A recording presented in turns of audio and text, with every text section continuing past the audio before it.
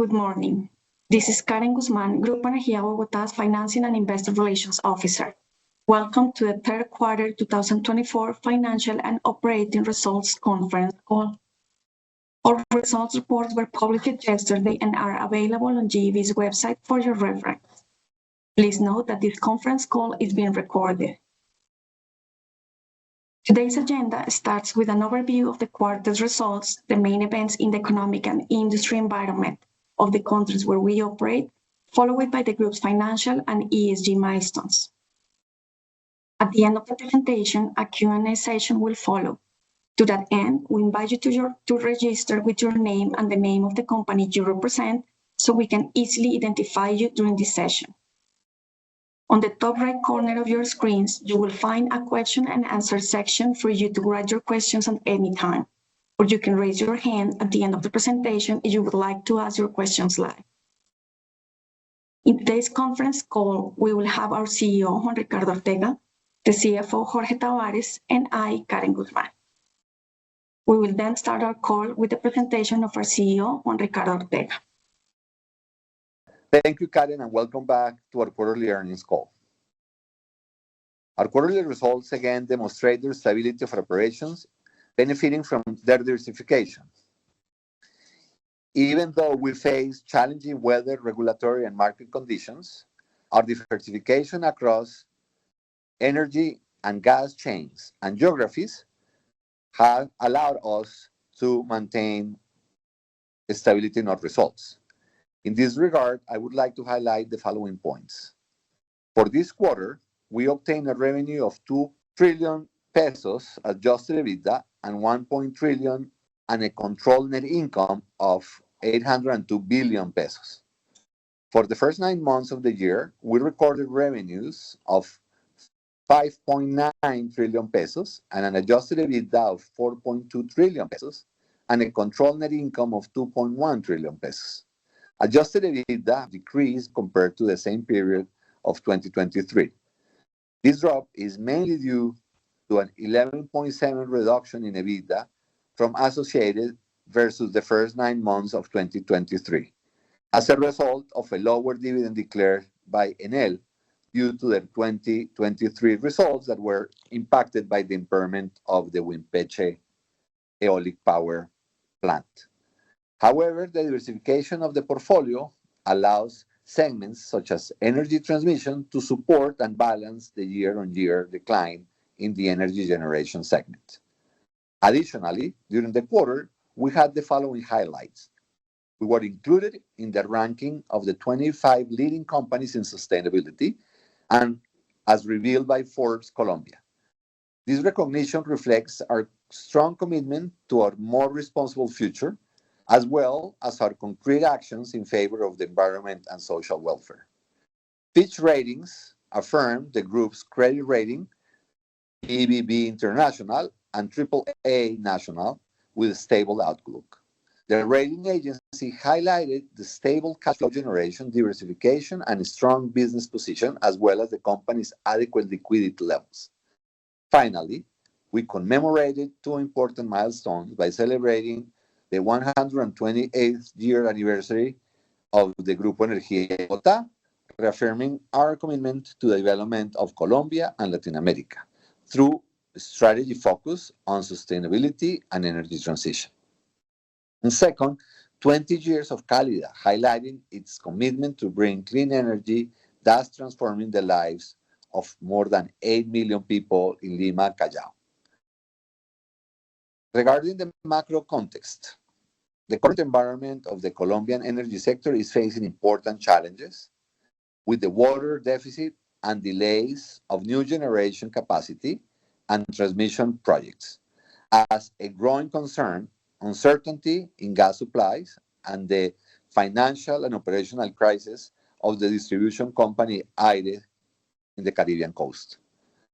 As a regulatory response in the past months, for the first time in history, the CREG has activated the statute to manage shortages and prioritize the thermal generation over hydro generation in order to preserve water in reservoirs for the coming months at the beginning of next year, which has led to an unprecedented increase in energy prices in the stock market. Additionally, measures such as Resolution 4049 of 2024, which oblige generators to continue supplying electricity to energy marketeers in crisis, are seen by the sector as a structural change in the functioning of the market with possible effects in the financial health of some agents.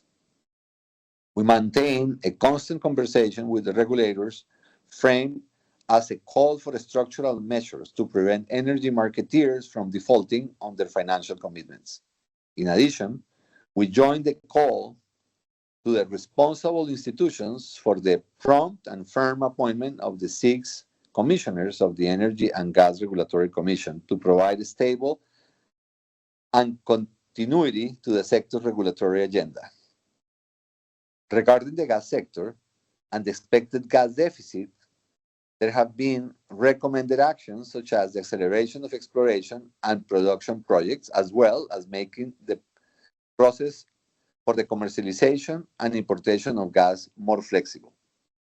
Improvements in the gas pipeline infrastructure have also been proposed to avoid a greater impact on supply and to maintain an environmentally friendly energy matrix. In Peru, GDP grew by 3.5% year over year in August, driven by the dynamism of the non-primary sectors. Annual inflation remains under control, and the Central Reserve Bank of Peru has been reducing its interest rates, currently at 5.25%. Regarding the energy and gas sector, natural gas production increased by 5.5% in the quarter compared to the same period of 2023. Brazil's central bank adjusted upward its GDP growth forecast for 2024 to 3.2%, driven by a stronger than expected economic dynamism, and increased the Selic rate to 10.75% to control inflation, with possible future adjustments if indicators so require it. Finally, the Brazilian government Energy Research Agency, EPE, estimates that Brazil will need to invest approximately 153 billion reais, about $20.2 billion in energy transmission infrastructure by 2034, considering the growth in sectors such as data centers and green hydrogen. Operational milestones, particularly in the electric power chain, I would like to highlight. The transmission segment at the beginning of the quarter, Enlaza energized 179 kilometers of the lines of the Refuerzo Suroccidental project, the first of 3 sections for the initial benefit of the southwestern region of Colombia. The transmission capacity of this project represents about 10% of the installed energy capacity in the country, guaranteeing energy security in the Valle del Cauca and Cali regions. In addition, the National Environmental Licensing Authority granted Enlaza the final environmental license for the development of the Colectora Cuestecita section, thus completing the environmental licensing process of the Colectora. This license permits the construction of the new Colectora 500 kilovolt substation and the associated power lines. The construction already began at the beginning of this month of November.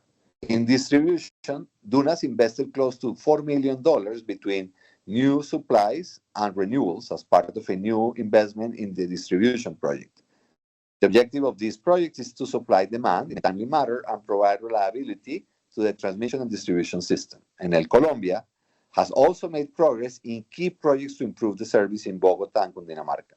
The modernization of the Techo electric substation located in the south of Bogotá is 80% complete, increasing its capacity from 90 megawatts to 110 megawatts and benefiting more than 500,000 customers. In addition, the Tren de Occidente electric substation in Facatativá is 80% complete and with a capacity of 80 megawatts and will be crucial for the Regio Tram de Occidente, benefiting 226,000 inhabitants.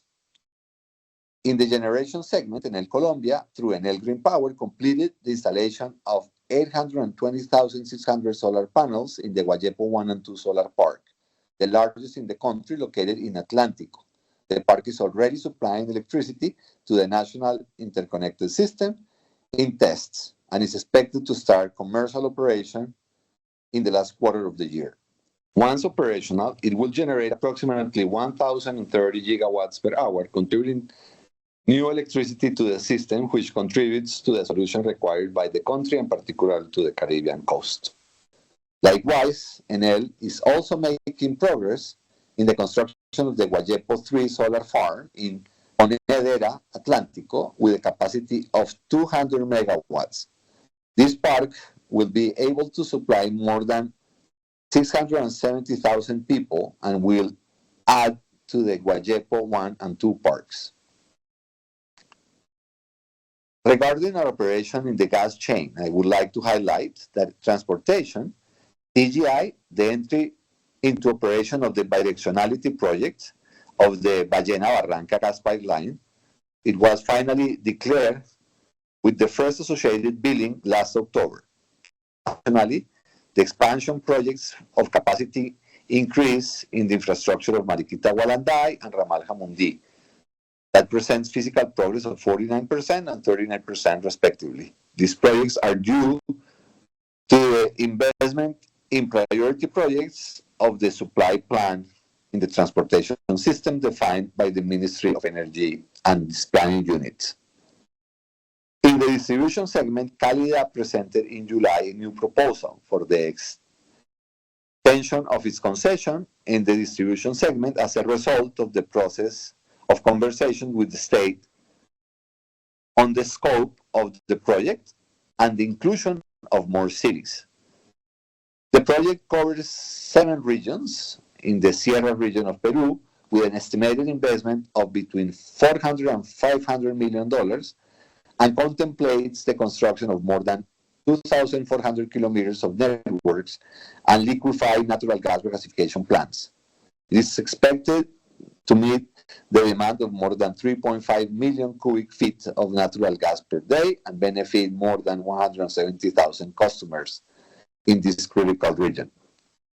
Additionally, the number of enabled residential connections in Contugas grew 24% year on year compared to the number registered as of September 2023. I will now give the floor to Jorge Tavares, who will present the main financial results of the group. Go ahead, Jorge.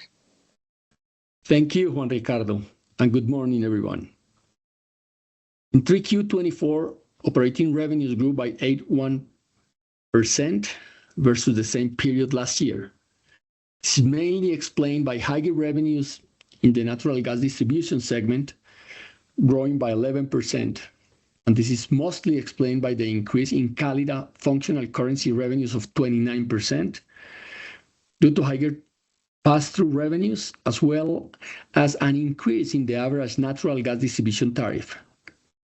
This was partially offset by lower revenues in functional currency in Contugas due to lower revenues from natural gas massification projects, higher revenues in the energy transmission segment, which grew 14% year on year, mainly driven by the transmission business in Colombia.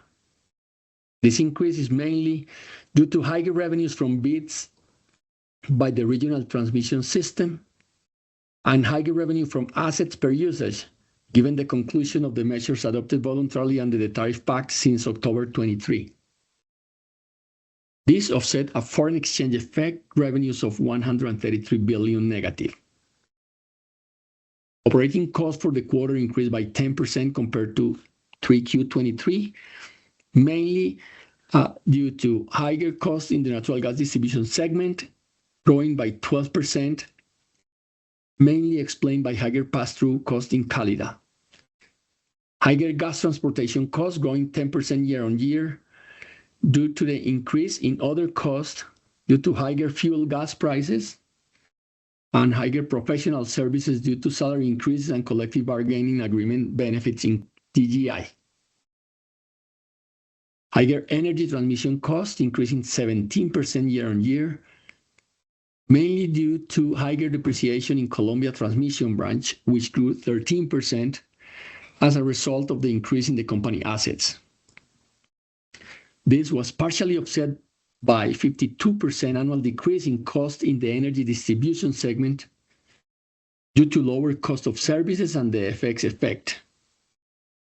Administrative and operating expenses increased 1.5% compared to 3Q23, primarily due to higher expenses in the natural gas distribution and transportation segments, due to higher expenses in Cálida for the expansion of the 12% in new users, and an increase in depreciation, amortization, and provisions in TGA, mainly provisions.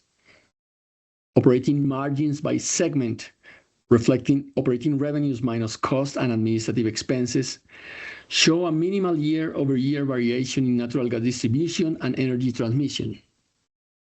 This contrasts with a year-over-year decrease of 6.2 percentage points in the gas transportation segment, given the increase in the segment administrative expenses, and a growth of 13.8 percentage points in the energy distribution segment, given the lower operating cost observed in 3Q24. Next, please. Operating income for the quarter grew by 11.3% compared to the third quarter of 23. The main variations that explain the net income for the quarter are net financial expense decreased by 8.8% versus the same period of 23, mainly due to higher interest capitalizations and lower financial expenses in TGI. The exchange rate difference increased 53 billion due to the depreciation of the Colombian peso. The equity method decreased 12.4% year over year due to the lower results recorded in Enel Colombia and GEB, as will be further elaborated. Income taxes decreased by 38.4% year over year due to lower taxes in TGI and lower income taxes in the quarter. Consequently, controlled net income for the quarter amounted to 802 billion Colombian pesos. Next, please. The equity method during the first 9 months of the year reached 1.7 trillion pesos, experiencing a 0.5% decrease compared to the same period in 23. This variation is mainly attributed to a 5.3% drop in Enel's participation, in line with lower profits recorded in this period as a result of the low level of the reservoirs and the high energy prices in the spot market. This situation is due to the low rainfall caused by El Niño phenomenon in the first 4 months of the year, as well as the low water intake in August and September. In the quarterly view, the equity method closed at 574 billion, which decreased 12.4% year over year. This was mainly explained by Enel's quarterly results, impacted by the aforementioned hydrology challenges and 52% decrease in GEB's quarterly income due to a tariff review carried out by Enel, which corrected a calculation made in 2020 when the tariff was set. This adjusted the RAP for 2 of the SPVs and decrease in revenues due to lower IPCA adjustment, which on average decreased by 4.5%. Additionally, the capex executed so far this year amounted to $328 million equivalent, where 183 correspond to Colombia transmission business and 84 were executed by Cálida. In Transmission Colombia, capex was mainly allocated to Colectora, Sogamoso, and Refuerzo Suroccidental projects. The 5-year capex projection amounts to $1.6 billion, increasing by 14% respect of the guidance shared in the previous quarter. This is due to changes in the estimated capex for the Chivor Norte, Membrillar, and Huila transmission projects, as well as increases in the projected capex of Cálida in accordance with commitments acquired with the regulator and the government, and of Trasnova, given the update of the investment plan to to be remunerated by regulatory tolls. Let's move to EBITDA. Adjusted EBITDA for the quarter grew 33% compared to the third quarter of 23, mainly due to increase in EBITDA from associates, driven by dividends from Argo, which reached 213 billion pesos. This reflects a materialization of our investments in Brazil and the strategic focus on the expansion in this country. In addition, controlled companies' EBITDA increased by 10% year-over-year, favored by the increase in EBITDA in the Colombian transmission business, aligned with a higher operating profit for the quarter. Controlled EBITDA for the quarter is 83% composed of three companies, TGI, Calida, and the transmission business in Colombia. Quarterly view of the adjusted EBITDA by segment, a growth of 155% year-over-year is evidenced in the energy transmission segment due to the dividends declared by Argo, as mentioned above. Also, the energy distribution segment recorded a 23% year-over-year growth due to higher distribution margins. Finally, it's worth highlighting that the adjusted EBITDA calculation for the last 12 months amounts to 5 trillion pesos, approximately $1.2 billion.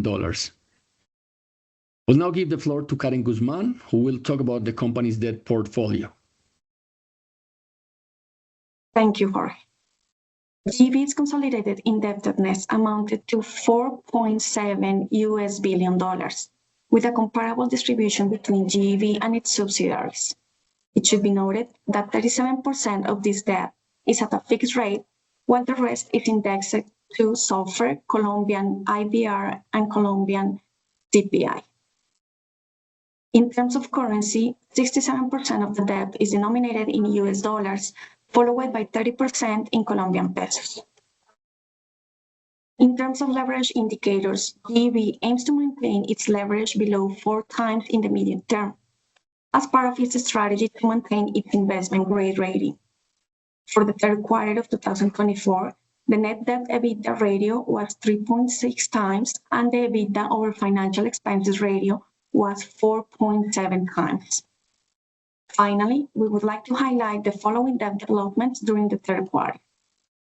Last September, after obtaining the authorization of the Ministry of Finance and Public Credit, we refinanced $320 million of contracts with the corporate guarantee of GEB and TGI in proportion to its shareholding, extending the maturity of the obligation in 3 years and with new conditions of SOFR plus 2.35%. Thanks to its solid cash position, TGI made a new prepayment of 112 billion pesos on the club deal subscribed in December last year with local banks. Likewise, the rate of the club deal with local banks was renegotiated, reducing it from IBR 3 months plus 4.183% to IBR 3 months plus 3.75%. Finally, Calida disbursed a loan with Nova Scotia for $90 million with a 5-year bullet maturity and SOFR plus 2.05% with a sustainability link of 5 basis points. It financed CAPEX and other corporate purposes. Juan Ricardo will now share the main ESG developments during that quarter. Thank you, Karen. I would like to highlight the main developments on the quarter in environmental, social, and governance matters. In the environmental dimension, Electrodunas has implemented a circular economy project with the objective of reducing the production of waste, concrete structures, and fittings, transforming them in meter walls. In addition, the company won the 3rd place in the CIER Innovation Award in the decarbonization category for its resilient substation project, which uses hybrid systems of solar photovoltaic generation and BESS energy storage in the Nazca electricity system. Finally, Enel implemented outstanding innovation in Bogota, the first power transformer with vegetable oil, an advanced technology that will reduce the risk of contamination and improves fire safety. In the social dimension, the group has initiated an action plan for the labor inclusion of people with disabilities, and together with Enlaza, celebrated the graduation of 120 participants of the Legacy for the Territories initiative in La Guajira, which includes several training programs. Also, in collaboration with the Colombian Institute for Family Welfare, GEB and Enlaza are developing the first nutritional recovery center in Colombia in Agustín Codazzi, particularly focused on the indigenous communities of the Yucpa people, aimed at benefiting children in the region. And finally, Enlaza was awarded the contract for the Enlazanet, a project that will provide internet communities in La Guajira through the Works for Tax mechanism. Finally, regarding the governance of the group, GEB board members were trained on director responsibility in human rights, where the importance of the board's role in the promotion of human rights and the corresponding legal frameworks on the best practices to ensure the respect in the company's operation were all addressed. Likewise, the board received training on the ethics and compliance programs for the regulatory framework, and particularly, there were efforts to put the group at the highest level regarding the Foreign Corruption Practices Act and the risk of corruption, and the measures implemented for its management were all analyzed. In the same session, the methodology for the evaluation of the board and support committees was presented, which will be conducted by an external consultant in the coming months, including interviews with board members and senior management. So, Jorge, you have the floor again to close the presentation, and thank you all for your presence today. Thank you, Juan Ricardo. So I'll summarize the highlights for the quarter. The group year-over-year growth in revenues and net income reflect our ability to generate value for all stakeholders in the midst of a complex environment, mainly due to lack of rainfall, energy supply, and regulatory uncertainty. The benefit of having diversified source of income in segments of the energy and gas chain and different Latin American countries has materialized in obtaining neutral results in the current situation. As an example, the activities in our associated Enel Colombia are under pressure due to the current hydrological situation, while the gas transportation and distribution segments are benefiting from higher volumes and tariffs updates correspondingly. Debt management efforts have been efficient and proactive in improving rate and term conditions for TGI and Contugas, reinforcing our commitment to maintain a controlled leverage and ensure investment grade. Receiving 213 billion pesos from Argos dividend distribution ratifies our group regional growth focus in geographies such as Brazil. Finally, different recognitions and progress in various environmental and social projects underscore the commitment to improve lives with sustainable and competitive energy. Thank you again for your interest, and we'll now move to Q&A. I pass the word to Karen. Thank you. Your patience today. So we're now open to questions. We have a question from Sebastián Gallego. Okay. There you go. Let me unmute you. And now you can unmute yourself, Sebastián. Yes. Perfect. Thank you for the presentation, and good morning, everyone. I have several questions. The first one will be on Wimpechi at Enel. If you can please comment any progress on the potential sale of this asset. That would be the first question. The second question, it's more on the financial side. You show on slide 4 the last 12-month ROE. It declined roughly 300 basis points over the last year. I just want to get further color on reasons behind this drop, whether this is a mix kind of thing, or whether you have seen any particular pressure on the profitability of any particular segment. The third question will be regarding an extraordinary shareholders meeting that the company will have in the following days. You are calling for refinancing process of subsidiaries in Guatemala. So I would like to understand better what is the purpose of this specific shareholders meeting. And finally, on TGI and the overall gas supply concerns in Colombia, whether you can share, please, further progress on any possibilities to import gas or any other possibilities that could help in this uncertainty that we're facing right now as a country. Thank you very much. Okay, Sebastian. So, Jorge, you would like to start with the Wimpechi question? Sure.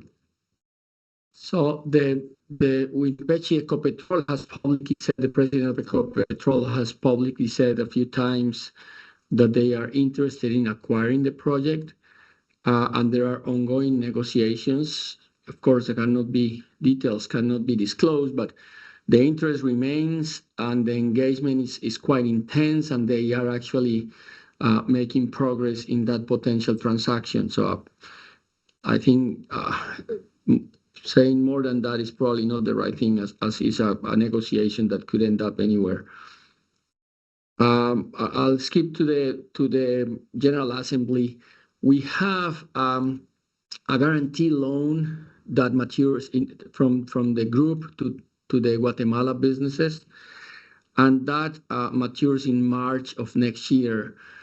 So the renewal of that, despite very significant improvements over time in our operations in Guatemala, the companies still have very high leverage, and they still need guarantee from us. We cannot wait until the normal assembly next year because the timing will not allow us to roll over that debt on time. So that's the reason we are calling for this extraordinary assembly to get that extension of that guarantee.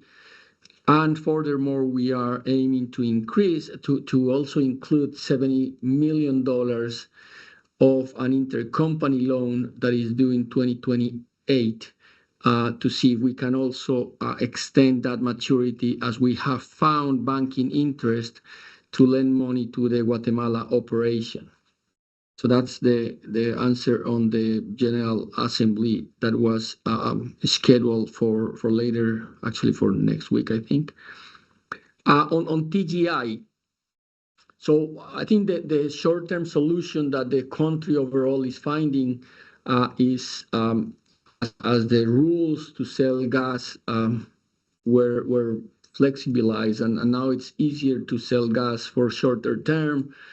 And some gas was found, and Ecopetrol is making, I think, an effort, sacrificing to an extent their own consumption to provide gas to the market. They have said recently that they guarantee that the gas is going to be available. That's what the president of Ecopetrol has said recently. So gas is going to be available for the short term, given those measures. Kind of again, the combination is flexibilization of the market rules, some extra gas by Ecopetrol, and perhaps even some small fields that are also going to be available.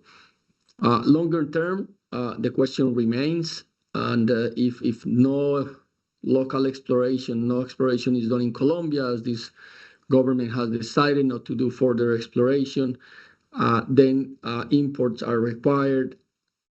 And then there are a lot of different options moving on or being explored by multiple players, from the Atlantic expansion of the SPEC facility to a new facility to a facility in the Pacific that could benefit from some existing infrastructure that goes to the Cali area. So that's still to be solved. And I think the challenge remains about when which solution could be deployed and when the gas situation will be normalized due to the connectivity with the international markets. Do you want to take on the ROE, Karen? Yeah. Thank you, Jorge. For that one, we will have the help of Julio Alarcón, our accountability manager. Julio, you can unmute yourself. You're muted. Bueno, Okay, great. buenos días. La razón principal por la que el ROE cae en el periodo comparado septiembre 24 con septiembre 23 corresponde a que el mismo se calcula con la utilidad de los últimos 12 meses, es decir, vamos de octubre a septiembre del año inmediatamente anterior. Para el año 23 estamos recogiendo aún el resultado de Enel y de Transmantaro que fueron positivos y nos da una utilidad de últimos 12 meses cercana a los 3 billones de pesos.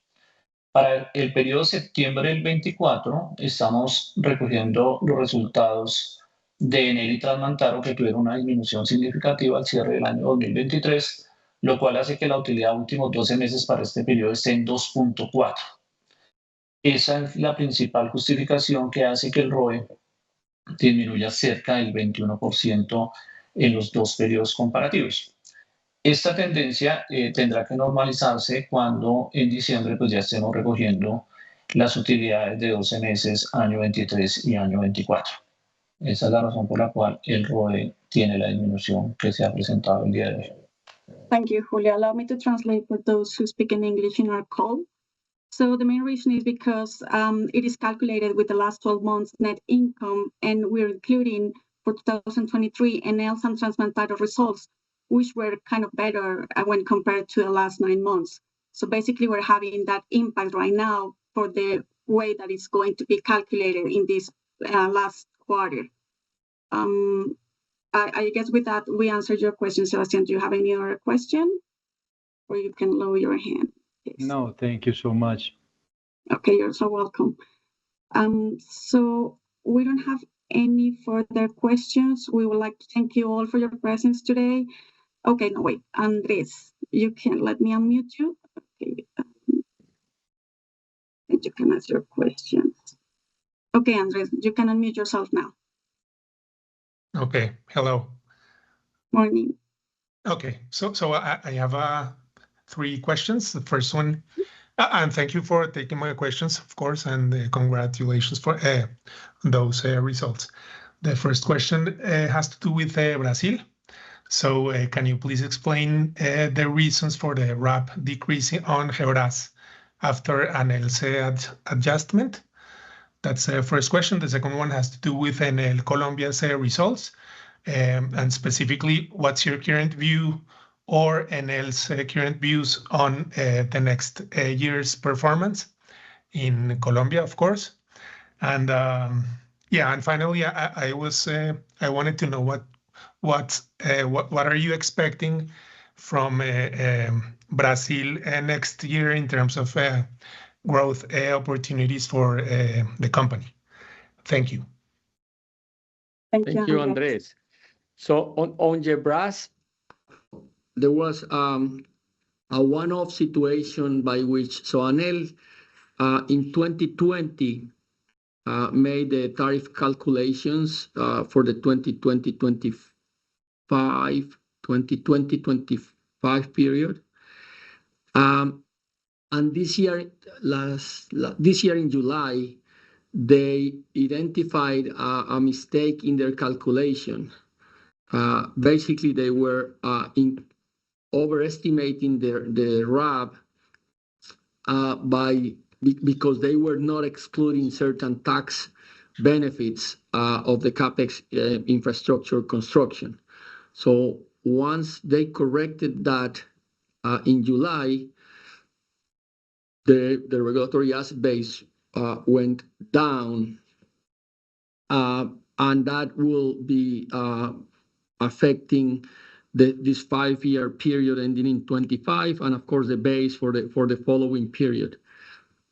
The revenue associated with that, we are having an impact for the remaining of the year, and we made an adjustment for the first 6 months, and then we'll split evenly the retroactive impact of the first 4 years of that calculation or extra revenue that was received because the Enel mistake in their calculation. So no change in the regulatory framework, no change in the interpretation. It was just a mistake that Enel discovered, and that it was 2020. So difficult to know exactly what happened at the time, but we have not identified that at the GEB level.